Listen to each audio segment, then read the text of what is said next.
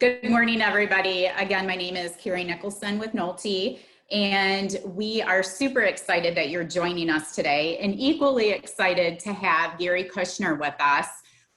For many of you in the HR community, you probably have heard Gary. I personally, and maybe you also, have seen him present at Karma, the local HR association, and potentially even with SHRM. He is a global speaker on HR strategy and HR benefits, and he's also the president and CEO of Kushner and Company here in Kalamazoo. So Gary, I'm going to turn it over to you. Thank you again, and you can take it away.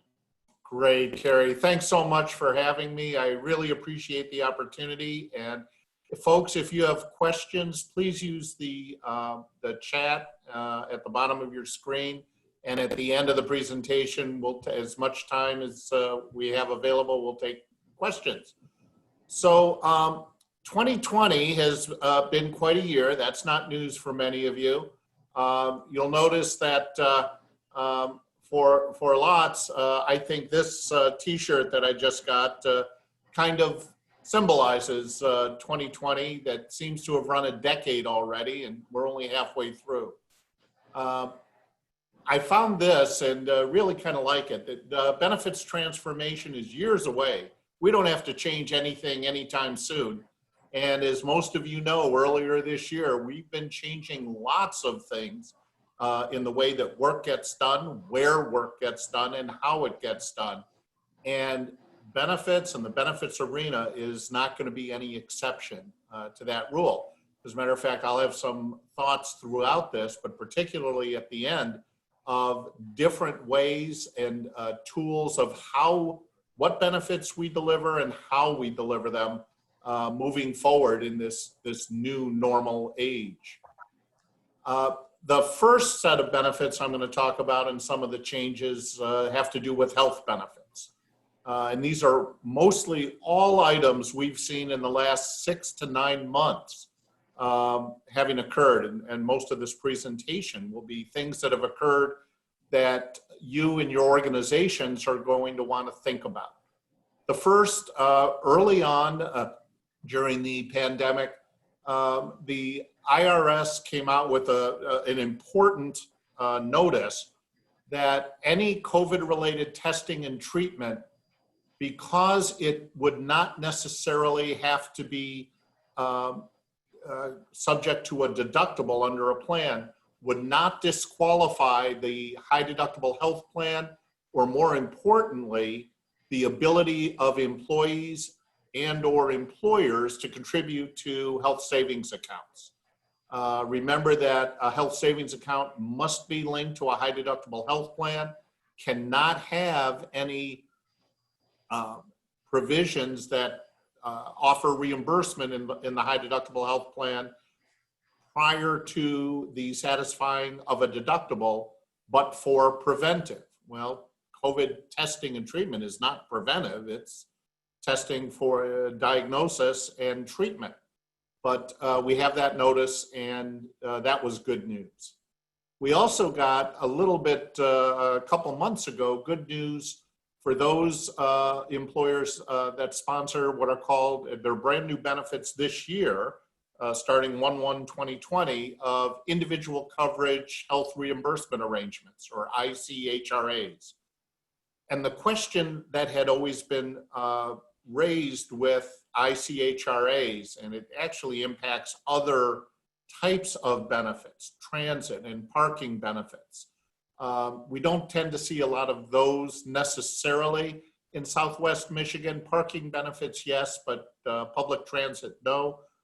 But what happens if since most premiums for any health insurance are due on the 1st of the month, what happens if I pay an individual coverage premium prior to the first day of the month, or in December for my January coverage? Is that an eligible expense? And under the old rules, that would not have been.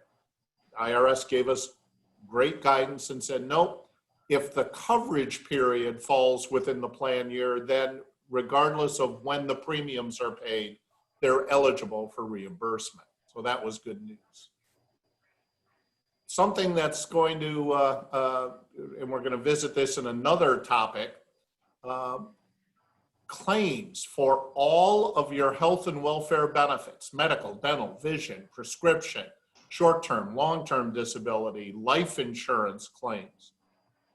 Any timelines that you had for filing of claims has been paused during the pandemic. And it's paused for an indeterminate length because the IRS, HHS, and Department of Labor, DOL notice said that any claim submission timelines, very often you have claims must be turned in within 30 days, 60 days, 1 year. Any of those timelines are going to be paused for what a new definition called the outbreak period, for however long the outbreak period lasts. And the definition of the outbreak period is, you're going to love this, the lifting of the declaration of the national emergency related to COVID-19 plus 60 days. Well, we're now in month, 4, 5 of the pandemic. And the national emergency declaration was issued mid-March and has not yet been lifted. So we don't know when these timelines for submission of claims will be completed. But as soon as the national emergency declaration is lifted, add 60 days, and then the timelines, think of it like on your, when you're watching, for those of you who are older, when you're watching your VHS and you hit a pause button, for those of you who are younger, when you're watching YouTube or TikTok and you hit the pause, it's like unhitting the pause, hitting play again at the end of the 60 days. Great news on, that also applies to the HIPAA special enrollment period. HIPAA special enrollment periods for mid-year qualified changes is a 30-day period. So if I have a new baby on July 1st, normally I'd have had till July 31st to enroll the baby in my health plan, for example. But that 30-day HIPAA special enrollment period timeline is also paused. So if the national emergency were to be lifted on August 1st, as for example, it's not likely to be lifted that early, but if it was to be lifted on August 1st, 60 days later, roughly October 1st, then you would start the clock again, and the employee would have 30 days till the October 30th, through October 30th, to elect to enroll that new baby back to July 1. So those timelines are all paused. The telehealth update, wonderful news. It's been an area of significant concern for us in the benefit community over the last decade, that if I had a telehealth option in my high deductible health plan and it provided either a no-cost visit or a very low-cost visit, not subject to the deductible, it would disqualify any contributions to an HSA. Well, the IRS updated and now considers telehealth to be under the preventive umbrella, and therefore, by offering a telehealth option, whether for COVID or going forward into the future for any health plan, will not disqualify a high deductible health plan and the ability of employers and or employees to contribute to an HSA. So we've been waiting for that update probably for about 10 years. And it's nice to see it come through. Those of you who sponsor flex spending accounts or health reimbursement arrangements or health savings accounts, or any combination of these, lots of changes. We've got 2 screens worth here. So great news. As you recall, the ACA is one of the very many provisions in the Affordable Care Act was that flex spending accounts and HRAs and HSAs could not deduct, could not have as an eligible expense over-the-counter drugs unless prescribed by a physician. So if my physician prescribed aspirin to treat some kind of ailment, that was the only way those would be considered an eligible expense under the plan. Earlier this year, the IRS came out and said that we're no longer enforcing that rule, and we're going to return to the pre-2010, where over-the-counter drugs are now eligible for reimbursement, no longer needing a doctor's prescription. And we have a newly eligible benefit that's now also available. And I love this, in the original drafting of the bill, excuse me, I said the IRS, this was Congress gave us all of this. In the original drafting of the bill, the newly eligible benefit are female menstrual products. I wasn't aware there was a market for male menstrual products, but in the final bill, it's just menstrual products are now available. But I'm going to offer a caution, not a problem for your flex spending accounts, because those typically define eligible expenses as those under Internal Revenue Code Section 213D, which is eligible medical expenses. But for those of you that sponsor HRAs in any of their forms, you're going to want to check your plan documents, because very often you'll see limitations, such as only expenses available for that were paid towards deductibles or coinsurance or copays. And if you have a narrowing definition from the fully available medical expenses, and if you want to include over-the-counter drugs and menstrual products, then you're going to need to update your plan documents, make an amendment to provide for that. With our clients, we've tended to find not very many HRAs that were narrowed previously opening up to over-the-counter drugs. A one-time special 2020 only mid-year changes are now going to be allowed in an FSA election due to the pandemic. This is optional on the part of employers if you want to offer it, but you're allowed to offer the ability for employees to either enroll if they had elected not to enroll at the beginning of the year, to increase their election, or to decrease their election.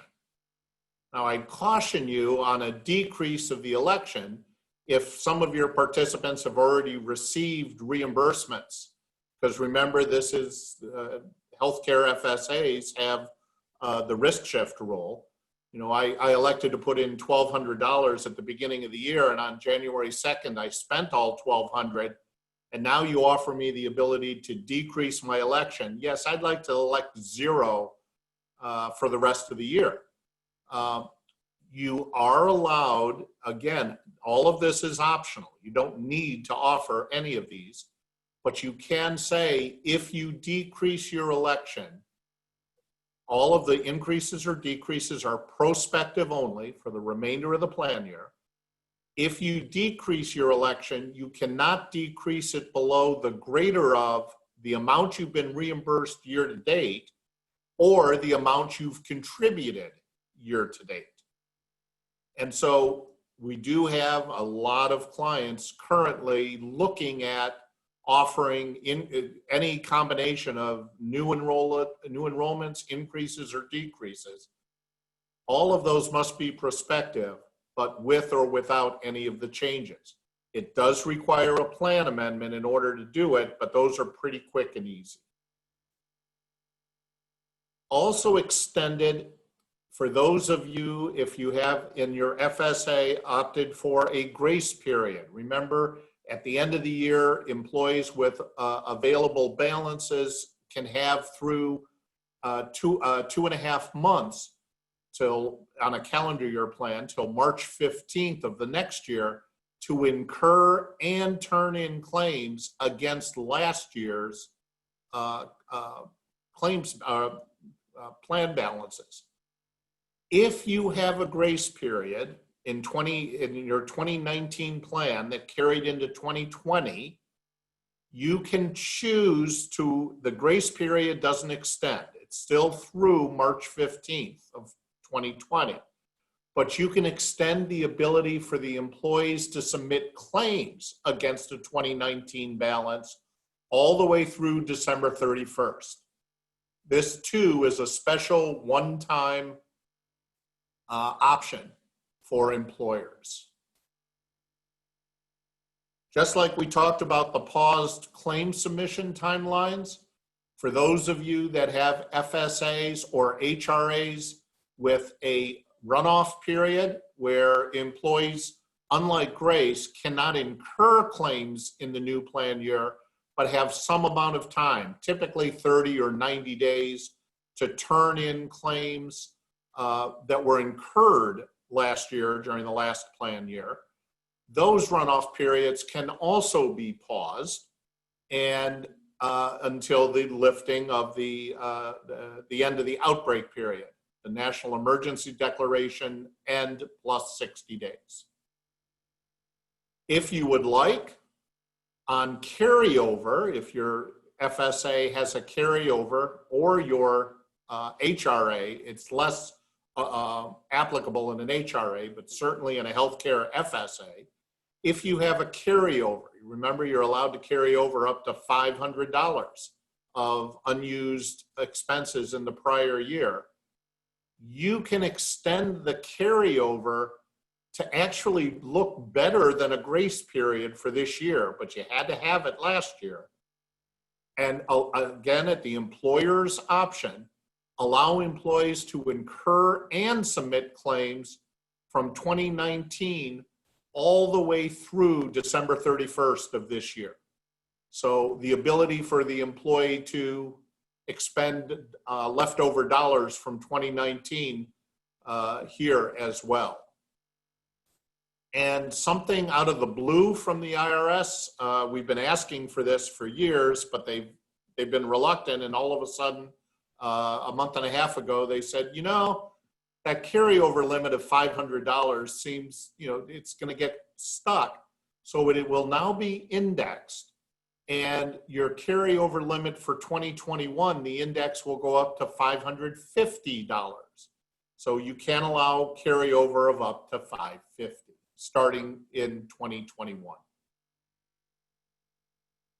For those of you subject to COBRA, meaning you have 20 or more total employees of any type, those pause timelines are going to be very interesting because starting March 1, all of the COBRA timelines are paused. So if, let's say you had an employee terminate on March 15th, normally you would have sent out and should have sent out your COBRA qualifying event notice. And the employee from that time has 60 days from the date of their qualifying event to accept or reject COBRA. That 60-day timeline has not even started because we're in that outbreak period. So we're on pause. And the 60-day timeline won't begin counting until, in my previous example, October 30th, if the national emergency is lifted on August 1st. So if you're administering COBRA internally or your external COBRA vendor, you're going to want to make sure they're dealing with these pause timelines because that clock, that 60-day clock, has not started, nor has their payment clock. So once I make an election, I then have 45 days to make payments back to the date of my qualifying event. That clock has not started, nor has the 30-day payment grace period started. So it could be well into the fall before the employee who terminated March 15th elects, pays for COBRA back to March 15th, and now all those timelines begin again. But that was on the assumption of an August 1st lifting of the National Emergency Declaration. We are seeing lots of employers inquiring and beginning to use something that we've had all along, a tool that we've had in our toolbox all along, of alternatives to COBRA. We saw this this spring and early summer where employers were downsizing or furloughing, all of which were COBRA events. But many employers wanted to offer some amount of employer-paid coverage during that COBRA period. And you have to remember, there's a rule buried deep down in the COBRA regs. It's been with us for 15 years, over 15 years now, where I can offer an alternative to COBRA. I still have to offer COBRA, but in addition to that offer, I can offer an alternative to COBRA where I say I will provide up to 90 days of employee health premium payments towards COBRA. And I can do it as that's the only alternative, or I'll offer the first 90 days, or any alternative that in and of itself would not meet all of the requirements of COBRA. And if the employee chooses the alternative, that will take away their ability to later elect COBRA, depending upon how I offer it. So consider what it is if you're going through any of those types of employment changes or contemplating going through them into the future. You have those alternatives available. We thought we had sort of killed these off. Last year was supposed to be the last year of PCORI fees, but Congress wanted a little bit more money, and so last year they extended PCORI fees, the Patient-Centered Outcomes Research Institute, through 2029. I'm glad we're holding this webinar on July 15th, because your organizations have till July 31st to file the IRS Form 720 and to pay the $2.54 per head when it's due for either your self-funded health plans, your health reimbursement arrangements, HRAs, and any FSAs where the employer makes contributions. All of those require some combination. Talk to your benefit advisors as to which of your plans must file the 720. But if you've been doing it in the past for some of your plans, you're likely to have to do it again for another 10 years. We have a lot of retirement plan new laws and updates here.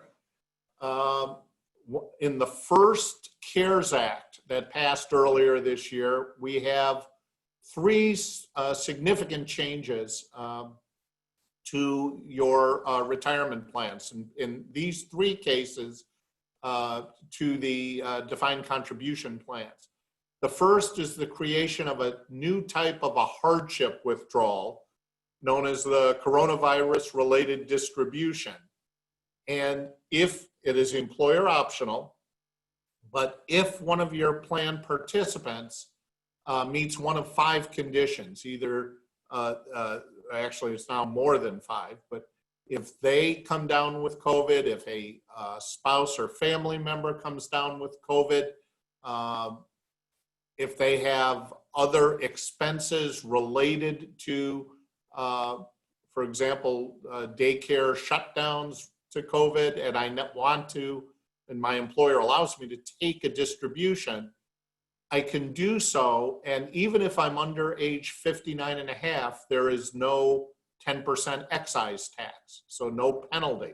It's taxable, but there's no penalty. What we're seeing in the field is probably about 50-50. About half of our retirement clients are allowing for CRDs, and half are not. It's about 50-50. Same thing with plan loans. Remember that plan loans have always been restricted to no more than $50,000. I now can get a plan loan of up to $100,000. Some of the payments can be deferred. The interest still accumulates on those plan loans. But again, those can be added to a plan during this pandemic. And for this year only, no required minimum distributions, no RMDs in 2020. And we just got guidance 2 weeks ago. If someone got an RMD, if one of your plan participants, either a current employee or a retiree, got an RMD in 2020, they have until the end of August. It's a special exception to the 60-day rule, but they have until the end of August to roll it over into an IRA. The only exception there, and most employers wouldn't be dealing with these, is for inherited IRAs. So if I have an inherited IRA from a non-spouse, so from a parent or a sibling or from wherever, those are not eligible for re-rollover into an IRA. And out of the Secure Act at the end of last year, the age to take required minimum distributions is now 72. No longer is it 70 and a half, unless you turn 70 and a half before the beginning of this year. So if you were already 70 and a half, you have to continue to take RMDs. But if you turn 70 and a half after January 1 of this year, now the age is 72. Our Supreme Court's been busy, and those of you in the HR world know, for example, there were blockbuster decisions right near the end of their term dealing with Title VII and LGBTQ plus individuals. But an earlier case only picked up by us benefit nerds was a case called Suleyma versus Intel. It's become known as the Intel case. This Supreme Court, which doesn't agree on most anything, came down with a 9-0 decision and said in the case, Mr. Suleyma was a participant in a retirement plan. This would apply, though, to any health and welfare plan, any ERISA plan. And he said he got a lot of plan notices, but he doesn't remember getting all of them or even reading them. And the court in a 9-0 decision said, ERISA says participants must have actual knowledge of plan information and notices, meaning they have to know the information in your notices. Now, this led me to publish a blog the day of the decision, because we've been sending out all sorts of required plan notices. There are 63. If you offer bunches of different health and welfare plans or retirement plans, there's a total of 63 required notices. Some annual, some one time. And we typically just send them out, right? But do your participants have actual knowledge? So here is your new photo of how you're going to be describing and providing plan notices in the future to all of your participants. Because that's about the only way, those of you who are old enough to recognize a still from Clockwork Orange will know that's the only way your participants are going to have actual knowledge. not joking, but we are now trying to figure out how to provide notices in a way, even with the new e-disclosure rules that apply only to retirement plans right now. Those also came out this year. But just sending out the notices or providing them on a website or distributing them may not provide actual knowledge on the part of your participants. We're going to need to figure out how to do that in a way that the participant affirms that they now have knowledge of that. And I'm not sure that, and maybe it's something like a checkbox, I have read and understood this notice, but they're going to be doing a lot of those. We're going to need to think about that moving forward. A pending case that the Supreme Court took for its next term, the court just ended its last term last week, is the Texas versus US case. And this was 14 state attorney generals and now the US Department of Justice getting a decision to overturn the entire Affordable Care Act. The Supreme Court agreed to hear this case. The basis of this appeal to the Supreme Court is that in 2017, Congress did not eliminate the individual mandate penalty. It set it at 0. So the penalty still exists in the ACA, but it's currently set at 0. And the 14 state attorney generals and now the US Department of Justice have said, because the Supreme Court has previously said the ACA was constitutional because it had a tax, and Congress has the ability to tax. Now they're saying, well, there's no tax. The tax is 0. The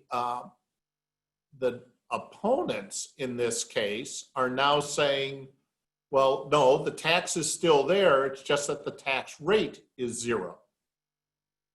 The stretch in the decision that the court is going to have to make is, does removing the individual mandate tax penalty, if they decide it's removed, invalidate the entire ACA?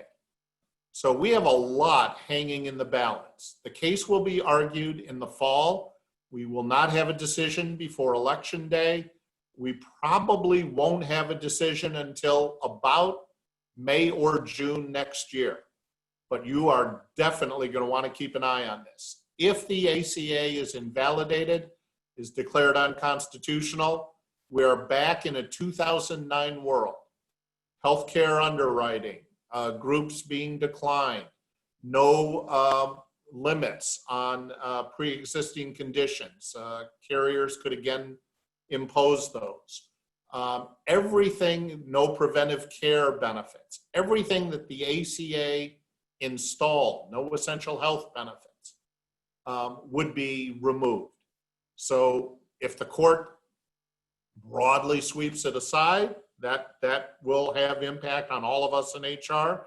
If they issue a very narrow ruling, the individual mandate's gone, much less impact on us in HR. Or if they affirm and say, no, it's still a tax, the ACA is still good, but each of those will have some ramifications here.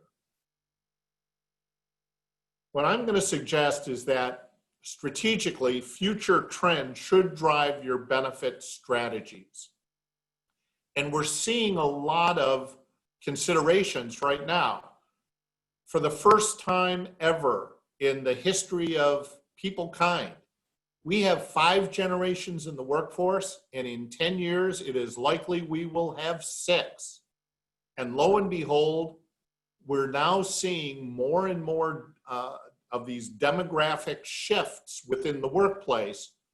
And as you well know, the needs of a 20 or 25-year-old differ from a 40 or 45-year-old, differ from a 65 or 70-year-old who you might still have in the workplace. And so the types of benefits you may want to consider. How many of you knew, for example, that buried deep in the CARES Act, you may not have read a lot about it. Even SHRM, they covered it, but very briefly. Do you know you have a student loan tax-free benefit for this year that you can provide, if you choose, up to $5,250 of reimbursement to any of your employees that are repaying a student loan? It would act just like a flex spending account. They turn in proof that they've made at least whatever amount up to $5,250 in loan payments, and you can reimburse it to them tax-free. It's 2020 only, but if you're recruiting or trying to retain 20-somethings, 30-somethings, that could be a very powerful benefit. We don't want to think about all of these things in a vacuum, but I'm going to suggest you want to think about what types of benefits do I offer and what vehicles do I use to offer them. Lots of us still use one size fits all, and we're finding they don't necessarily fit everybody. Different people have different benefit needs. I'm seeing a huge increase in pet insurance. Seems like lots of folks may have pets as their kids.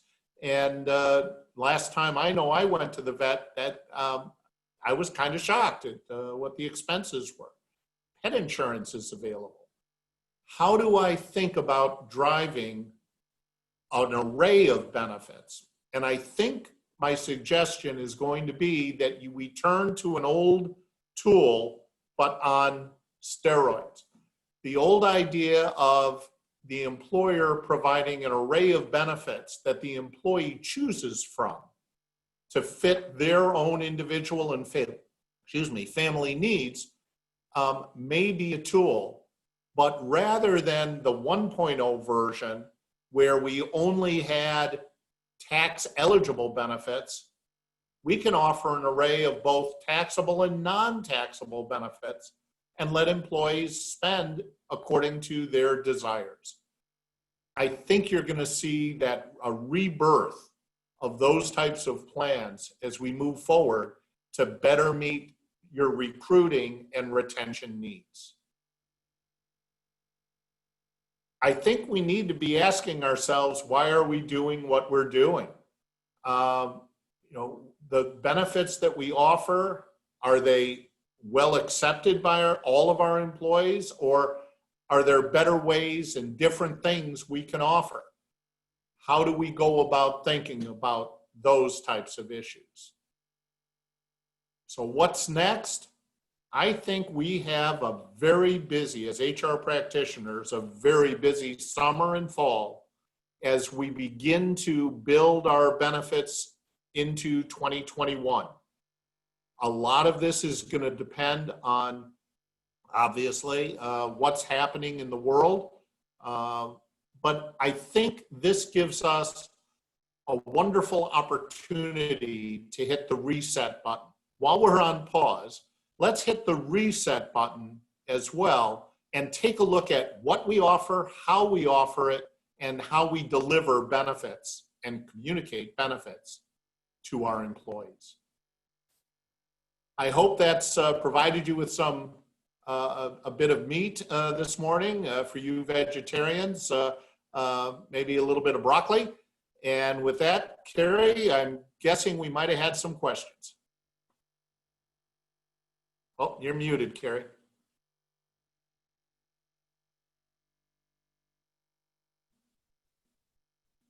Carrie, I think you're muted. Hey, Carrie, you're muted.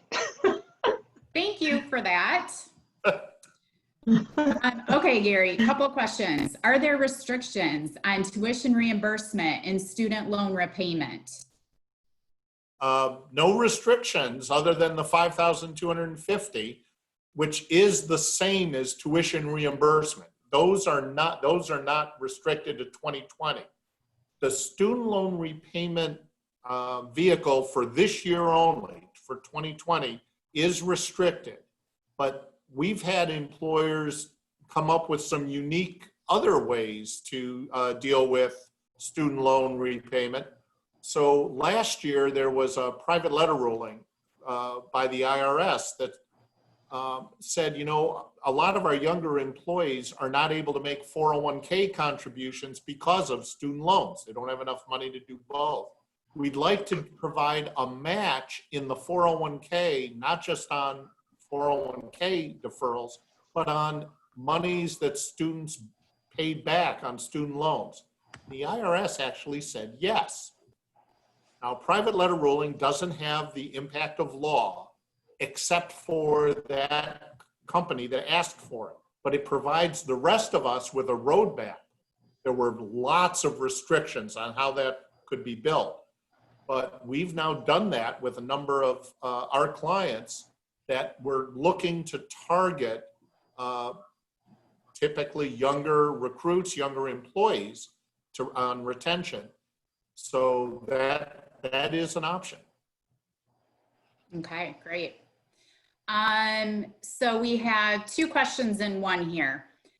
Does an employee set up a special mid-year increase or decrease election timeframe, or do they allow each employee to just do this change once per year?